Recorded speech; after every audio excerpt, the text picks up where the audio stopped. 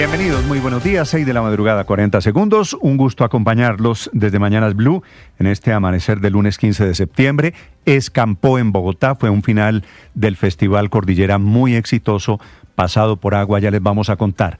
Y hoy es el lunes de la desertificación o de la certificación de Colombia en la lucha antidrogas, tema que no ocurre desde 1997 en el gobierno de Samper. Esta mañana se le vence el plazo al presidente Trump en Estados Unidos para entregarle al Congreso el memorando que incluye la lista de 22 países, entre los cuales está Colombia, diciendo cuál pasa el examen y cuál no.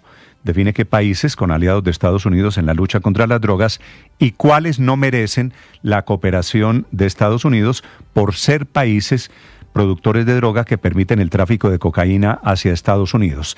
Y hay tres caminos esta mañana que son el más probable, la desertificación total, que sería el escenario más grave para Colombia, porque vendría con bloqueo de todos los recursos de cooperación binacional.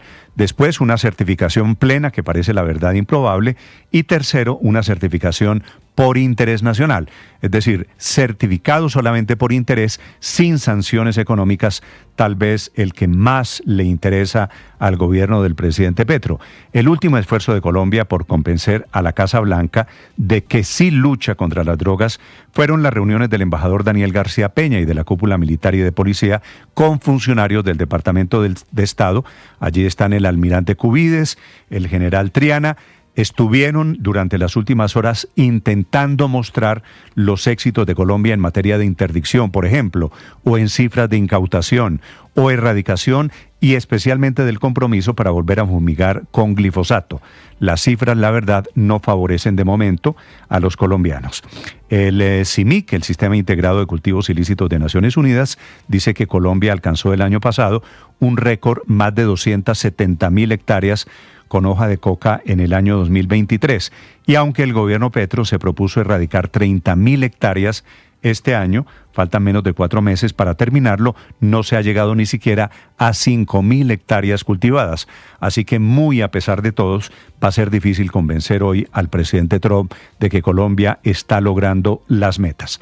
Ya les vamos a hablar del tema de la desertificación, que digo parece inevitable, salvo un milagro de última hora.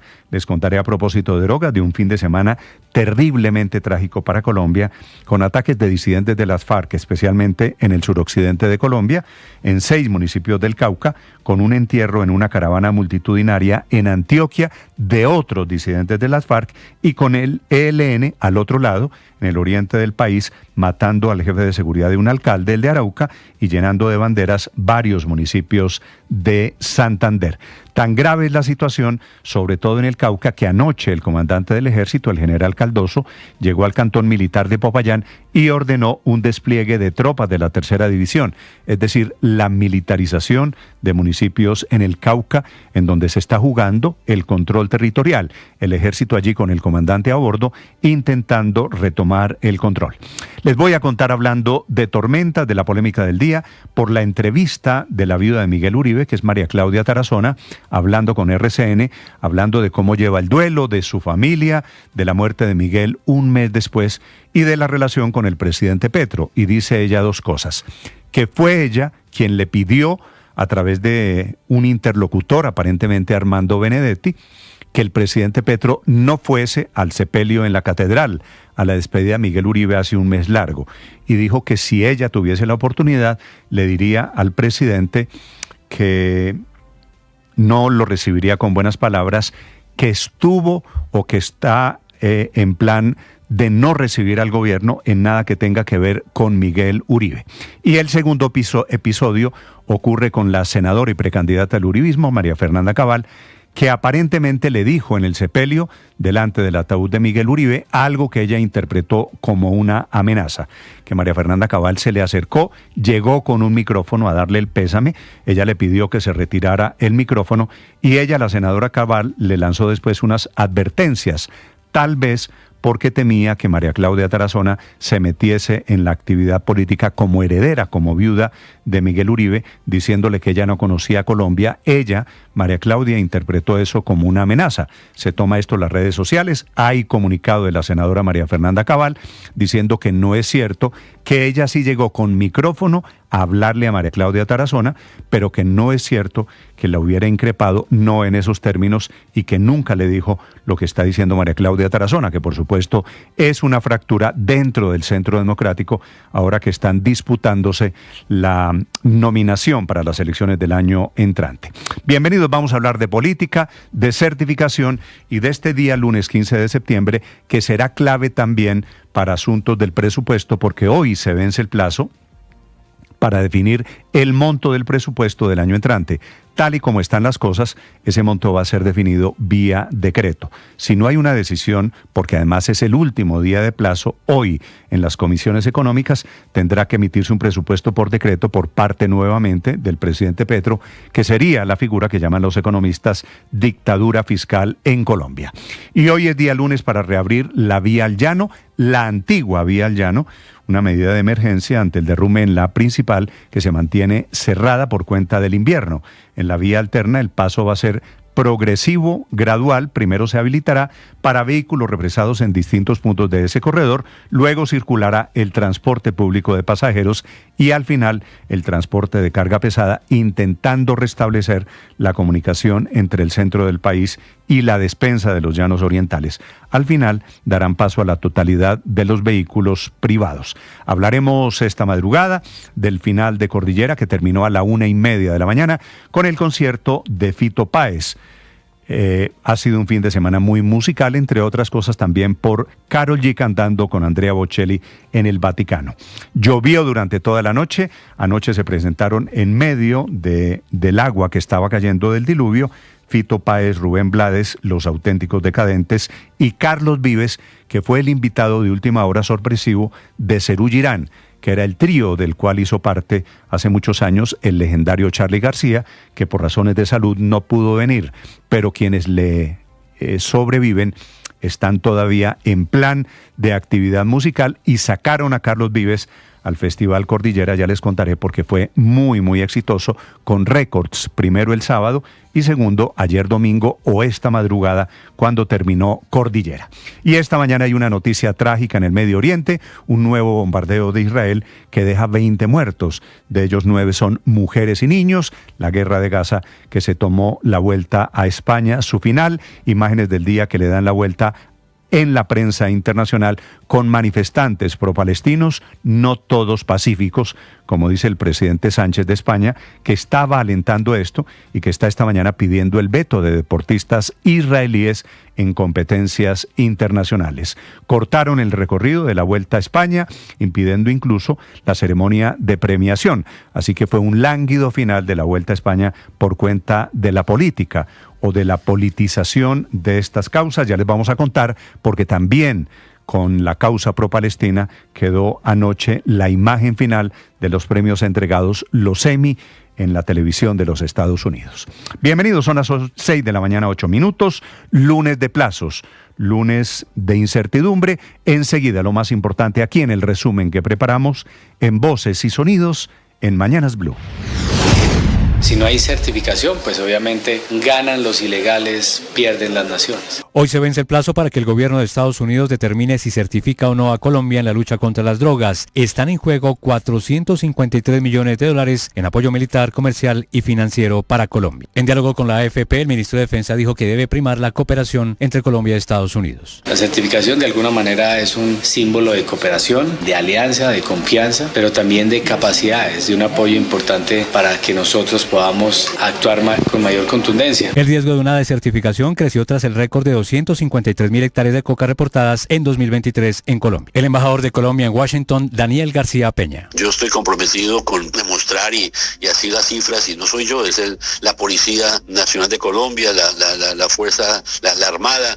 Yesic Reyes, exministro de Justicia. Sería un gran error, perjudicaría al pueblo de Estados Unidos y al pueblo de Colombia. Las mafias en Colombia y las mafias internacionales están creciendo. Se están organizando, hay que enfrentarlas. Camilo Reyes, ex canciller y ex embajador de Colombia en Estados Unidos. Que si queremos realmente ser eficientes en reducir, ojalá acabar con el problema del consumo de la droga, tiene que haber un diálogo y una concertación entre los dos principales responsables. necesitamos esfuerzo, por favor, ayúdenos, estamos encerrados, pero están bombardeando mucho. Un día de terror se vivió en el departamento del Cauca por hostigamientos de disidentes. El municipio más afectado fue Cajibío, donde atacaron la estación de policía y un uniformado murió. Las autoridades locales indican que la reacción debió ser más rápida. En 5 municipios más como Caloto, Corinto, Cajibío, Miranda y Silvia también hubo hostigamientos. Maribel Perafán, secretaria de Gobierno del Cauca. Nos deja como saldo un patrullero muerto, como 6 policías heridos, están siendo atendidos, ya tenemos control de la zona. Fue asesinado Jorge Armando Tapias, jefe de seguridad del alcalde de Arauca, Juan Cuenza, en el marco de la conmemoración de los 45 años del Frente Domingo Laín del ELN, a quienes el mandatario acusa de perpetrar el hecho. Cuenza prometió judicializar a los culpables y lamentó lo sucedido. Quiero hacer un llamado a los grupos al margen de la ley. De esta manera no había que conmemorar esa fecha que para ustedes es importante, pero para nosotros como araucanos causa luto y dolor. Descarado, sin duda, tengo nada más que decir. Descarado. Atrevido. María Claudia Tarazona, esposa del fallecido precandidato y senador Miguel Uribe Turbay, contó en entrevista con Noticias RCN que la indiferencia del presidente Gustavo Petro y de su gobierno durante la agonía de su esposo la llenó de indignación al punto de pedir que el mandatario y sus funcionarios no asistieran a las exequias. Si el señor presidente, la señora vicepresidente o alguien de su gabinete llega a la catedral, yo voy a tener que coger el micrófono y pedirles que se salgan. También reveló que durante el velorio vivió un momento incómodo con la senadora y precandidata presidencial María Fernanda Cabal, quien llegó con un micrófono oculto y terminó lanzándole advertencias. Entonces yo le dije, María Fernanda, ¿te puedes quitar el micrófono, por favor? María Fernanda Cabal me mira y me amenaza diciéndome, tú no conoces Colombia, tú no sabes cómo es este país, tú no sabes lo que aquí está pasando. La senadora y precandidata presidencial María Fernanda Cabal negó haber amenazado a María Claudia Tarazona, viuda del senador Miguel Uribe Turbay, y aseguró que sus palabras fueron malinterpretadas. Quiero reiterar con total transparencia que ningún comentario que haya sido transmitido por la señora María Claudia provino de mí, señaló la precandidata presidencial por el Partido Centro Democrático. No, pues imagínense, estamos aquí careciendo de comida, de dormida y estamos esperando a ver si nos habilitan el paso. Luego de 8 días de cierre de la vía al llano por un derrumbe, sería abierta la variante por donde va a pasar el tráfico que permanece represado en la carretera. No dan hora de apertura, dicen que luego de terminadas las actividades de pavimentación, señalización y realizadas las pruebas a la vía, iniciarán con el tráfico por la antigua vía. La gobernadora del Meta, Rafaela Cortés, se refirió a las familias afectadas por los derrumbes en la vía al llano. Toca reubicar a estas familias porque hay que protegerlas y hay que crear otras alternativas de cómo subsisten. El manejo de aguas, el manejo de residuos sólidos. Si seguimos el camino propuesto y hecho por el gobierno del cambio, tendremos cada vez mejor salud, como ya lo demostramos. Después del pronunciamiento del presidente Petro en su alocución del pasado viernes sobre el caso de la nueva EPS y la crisis de la salud, se ha generado una nueva polémica porque cuentas oficiales del Estado han publicado en sus redes sociales el mensaje "se robaron la salud". El representante por el Centro Democrático, Andrés Forero. Es grotesco que el presidente Gustavo Petro no solamente gaste millonadas en bodegas digitales, sino que adicionalmente utilice de forma completamente abusiva las cuentas institucionales de las entidades gubernamentales. La representante Marta Alfonso de la Coalición Verde Pacto Histórico. Yo no creo que sea prohibido que el gobierno respalde a su líder, a su presidente, en una denuncia tan crítica y que puede ser el robo más grande de la historia. En Bogotá, tras varias horas de bloqueo y caos en la autopista norte por una protesta ciudadana, la policía recuperó el paso luego de que 120 personas cerraran la vía a la altura de la calle 170 para exigir mitigación de las obras en el sector. Hoy se vence el plazo para que el Congreso apruebe el monto final del presupuesto general de la Nación para 2026. Las comisiones económicas conjuntas deben aprobar o no el proyecto antes del 25 de septiembre o abrir la vía a la aprobación por decreto. El presidente del Senado, Lidio García. Sería fatal para Colombia, para los colombianos. Ese es un presupuesto que debe discutirse ampliamente, en una discusión seria, una discusión profunda. La Corte Constitucional le dio la razón a la actriz porno Esperanza Gómez, quien tuteló a Meta porque le bajaron una cuenta de Instagram con 5 millones de seguidores. El alto tribunal determinó que fue un trato diferencial frente a perfiles con publicaciones similares. Mis contenidos no infringían las normas de Meta porque yo dentro de Instagram jamás he vendido pornografía. Mis publicaciones la mayoría eran en ropa interior. Con respecto a las tensiones entre Venezuela Venezuela y Estados Unidos. Tiene que ver con la llegada a Puerto Rico de 5 aviones caza F-35B y adicionalmente nuevos mensajes por parte del presidente Donald Trump. Y también le preguntaron si salir de Nicolás Maduro es una opción. Vamos a ver qué pasa, no es que sea una opción o no opción. Vamos a ver. Rumanía es el segundo país de la OTAN que en menos de una semana denuncia la violación de su espacio aéreo por un dron ruso. 2 cazas F-16 rumanos interceptaron el dron cerca de la frontera sur, rastreándolo durante casi 50 minutos antes que se dirigiera hacia el Mar Negro. El incidente se produce tras incursiones similares sobre Polonia, lo que obliga a intensificar la vigilancia del flanco oriental de la OTAN. Con un podio organizado por el equipo Visma Lizabay en el parqueadero del Hotel Marriott de Madrid, de manera simbólica se impusieron las camisetas y se entregaron los trofeos a los ganadores de las diferentes clasificaciones de la edición número 80 de la Vuelta a España. La carrera no pudo cumplir ayer el recorrido de su última etapa, pues a falta de 56 kilómetros, cuando el lote entraba al circuito final en la capital española, los manifestantes a favor de Palestina bloquearon las calles e hicieron imposible el final del evento deportivo. Es mucho más importante lo que está sucediendo en Gaza. No solamente le está invadiendo, está yendo en contra de todo derecho internacional. Estás escuchando Blue Radio.